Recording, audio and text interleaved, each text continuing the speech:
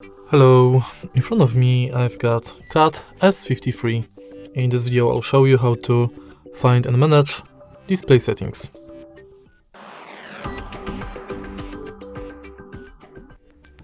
In the beginning, let's go to settings and enter display. Right here you will find every settings for your display. Let's start with the top of the list where you can change brightness level of the display manually and then enable or disable dark theme. You can also schedule it. Next you can enable or disable night light, schedule it and change its intensity. Then you can change brightness level of the display via adaptive brightness. Next you can change wallpaper, adjust screen timeout, enable or disable auto rotate screen and change colors.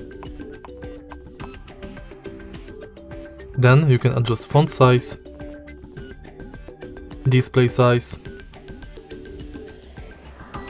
set screensaver,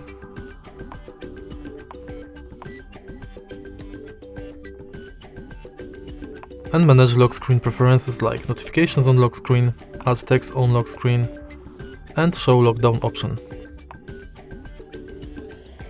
In the end, you can enable or disable waterproof, dustproof warning message. And that's it. If you find this video helpful, please leave like, comment and subscribe.